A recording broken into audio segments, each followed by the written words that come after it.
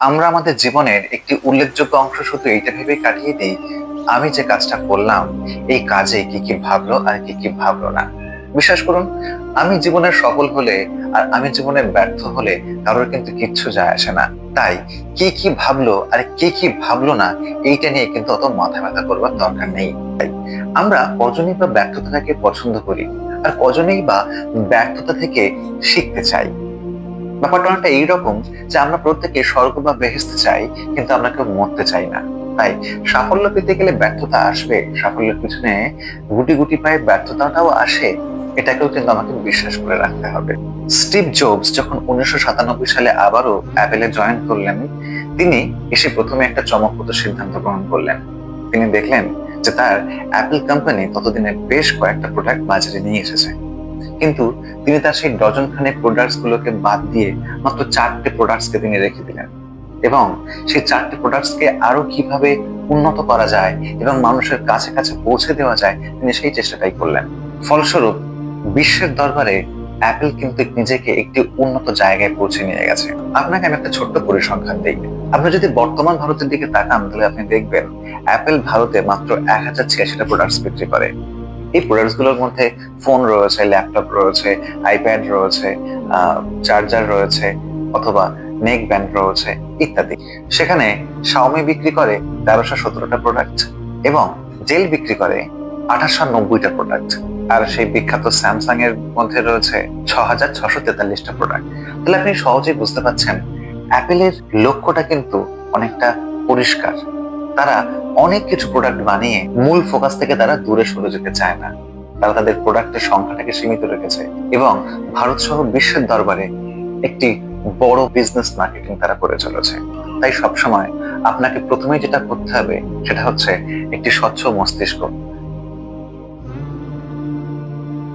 যেটা খুব ভালোভাবে চিন্তা করতে পারে। তাই কে কি বললো আর কে কি বললো না, যদি আপনার মাথা সেটাকে তোয়াক্কা না করে এগিয়ে যায়, তাহলে কিন্তু আপনি সাফল্যের দিকে এগোচ্ছেন। তাই সফলতা পেতে গেলে প্রথমে না বলতে শিখুন, সব কাজে হ্যাঁ, আচ্ছা ঠিক আছে, এইগুলো থেকে বেরিয়ে এসে যেদিন না খুব সহজে বলতে পারবেন, দেখবেন আপনার জীবনের চলার পথটা অনেকটা মসৃণ হচ্ছে আর আপনি সহজে এগোতে পারছেন।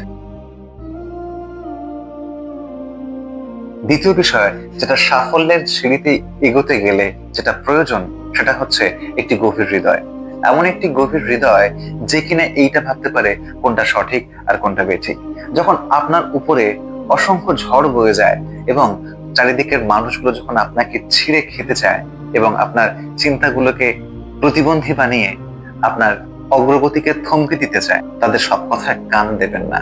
যদি দেখেন আপনার পাশে কেউ দাঁড়িয়ে নেই, আপনি তখনও মনে করবেন আপনি হতে পারেন আপনার হৃদয়ের সবচেয়ে কাছের বন্ধু। তাই তো নিজেকে সবসময় শেল্টার দিন, নিজেকে সবসময় আশ্রয় দিন। আপনি নিজেকে যতটা শক্ত করতে পারেন, আশেপাশের মানুষ কিন্তু আপনাকে অতটা শক্ত করতে পারে না। কারণ আশেপাশের মানুষের অতটা সময় নেই আপনাকে জীবনে প্রতিষ্ঠিত করে দেওয়ার, অথবা আপনার সমস্যাগুলোকে কাটিয়ে আপনার জীবনকে আরো মসৃণ করে দেওয়ার। সবসময় মনে রাখবেন, একটি গভীর হৃদয় মানে হচ্ছে একটি সহানুভূতি। আর এই সহানুভূতির আবরণে যদি আপনি আপনার নিজেকে এবং আপনার পারিপার্শ্বিক মানুষদেরকে যদি আবদ্ধ করতে পারেন, তাহলে আপনি যেমন সফল হবেন, আপনি যেমন ভালো থাকবেন, আপনার আশেপাশের মানুষও ভালো থাকবে। আর সবার শেষে 3 নম্বরে বলবো, আপনার গায়ের চামড়াটাকে একটু মোটা করুন। অর্থাৎ সমালোচনাকে সহ্য করে আর নিজের ভিতরের দ্বন্দ্ব দ্বিধাকে উপেক্ষা করে এগিয়ে যাওয়াটাই হচ্ছে আপনার জীবনের সাফল্যের মূল মন্ত্র। আপনি আধ্যাত্মিক কবি মাওলানা রুমির কথা শুনে থাকবেন। রুমি বলছেন, যে আপনাকে গালি দেয় আপনি তাকে কোনো প্রতিক্রিয়া দেখাবেন না, তার গালিগুলো তার কাছে ফিরে যাবে। অর্থাৎ যদি আপনি সমালোচনা সহ্য করতে পারেন, আপনি কিন্তু সাফল্যের দিকে আরো এক ধাপ এগিয়ে গেলেন। আসলে আমরা যখন কোনো আঘাত পাই, রুমি বলছেন, আমরা যখন কোনো আঘাত পাই, সেই আঘাতের মধ্য দিয়ে, সেই ক্ষতস্থলের মধ্য দিয়ে আমাদের দেহে আলো প্রবেশ করে। যত আমরা বেশি আঘাতের সম্মুখীন হব, আমরা তত বেশি বেশি মানুষ হওয়ার পথে এগিয়ে যাব। জীবনে সাফল্য এবং ব্যর্থতা খুব পাশাপাশি অবস্থান করে। আপনি যখন সফল হচ্ছেন, মনে রাখবেন ব্যর্থতা আসবে। আবার আপনি যখন ব্যর্থ হচ্ছেন, মনে রাখবেন সফলতা আপনার জন্য অপেক্ষা করছে।